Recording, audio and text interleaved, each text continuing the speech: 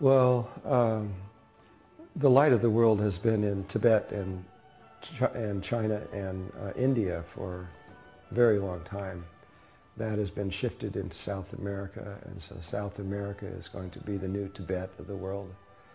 And not all of it, but it's actually centered in a place in northern Chile, but it encompasses a huge area of South America. We've, from what the indigenous people from all over the world, not just ones that we're familiar with, but from all over, they're in agreement that we have entered into a unique and special time in the history of the world. And it's a time where we are about to move from one way of being into a completely different way of being. And we can't see that right now. I mean, we can hint at it, we can feel, we can see that there is tremendous change happening around us. But the kinds of changes that are about to occur, they will be rather surprising to people because they have a different kind of nature of this time we're running into. It has a nature where the old ways, the ways that we're used to and are familiar, begin to dissolve away in ways that are somewhat disconcerting. At the same time, new ways begin to replace them that are very refreshing because they're loving, they're kind, they're easy. They're the kinds of thing mommy does to child, you know, and the ideas that we have held, for example, Star Wars, where we have the concept that the universe is fighting with each other. We're going to discover this isn't true.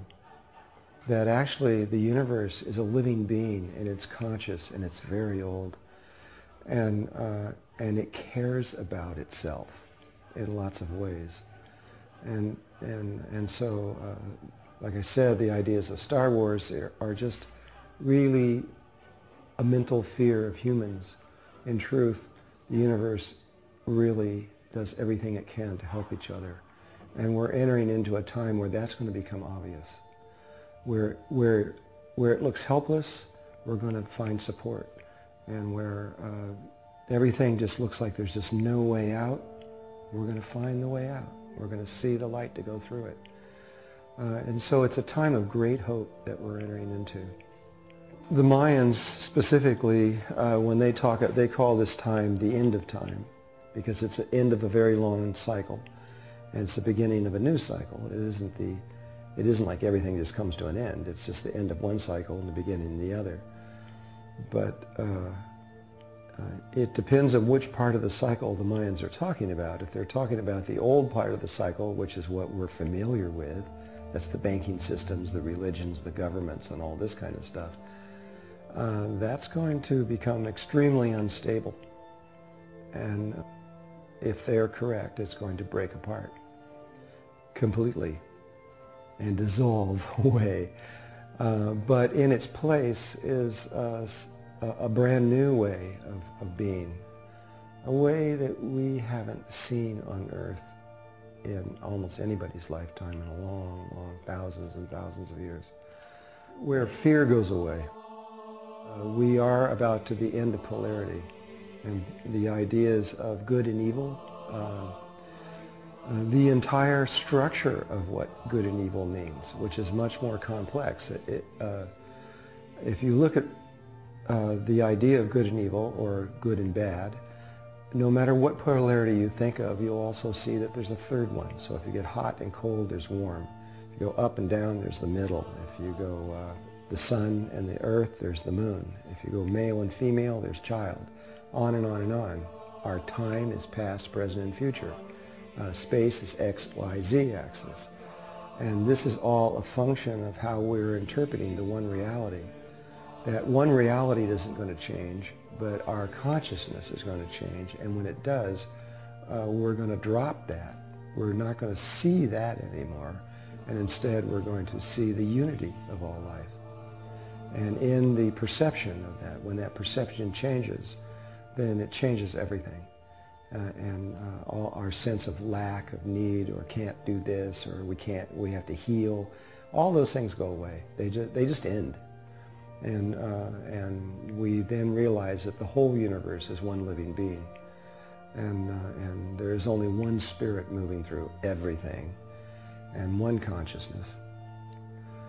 A new way of perceiving enters into life on Earth, and we, in our lifetime, are going to experience this. I mean, right now, at this moment, in 2008, it just seems, can't be. The world is crazy. You know, they're at war, they're trying to kill each other, the financial systems are ready to break apart, and on and on and on. But that's not what the ancient ones on this planet are saying. They're saying, finally, we are entered into this place, and we are about to see something brand new. It's really very old, actually.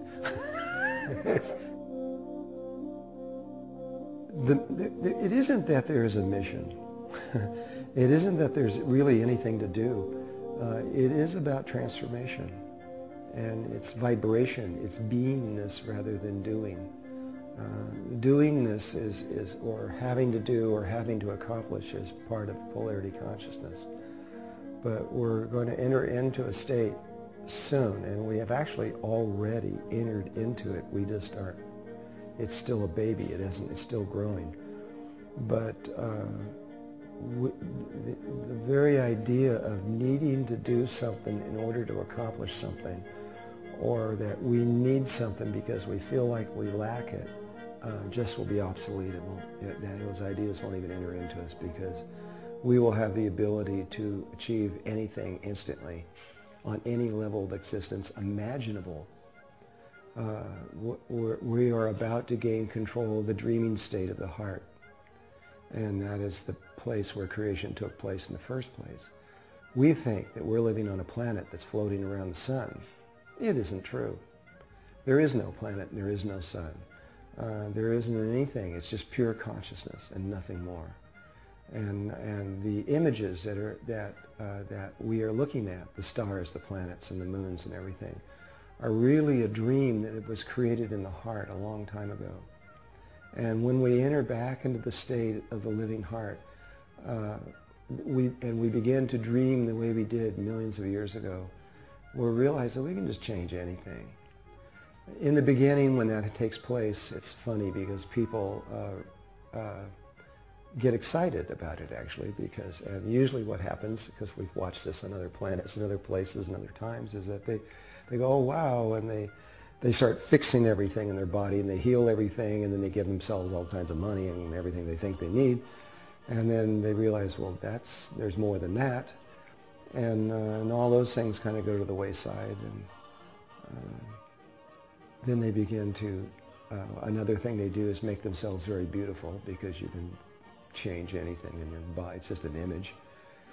Eventually you come to the place where you realize there's a lot more. And that's when the new cycle really begins. It's a journey. It's a journey that's really, we're in the past of this journey. It's already happened.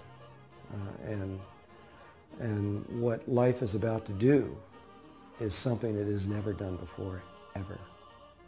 It's the first time ever since the creation of this, is that it's decided to speed things up. And so instead of taking millions of years to make these different levels of steps, they're going to be done sometimes in minutes. And we are about to go like the speed of light through evolution, and up through many, many levels that takes really billions and billions of years normally to achieve. And we're going to reach this very quickly. In fact, experientially, about 2 years. That would normally take at least 10 or 15 billion years to get there.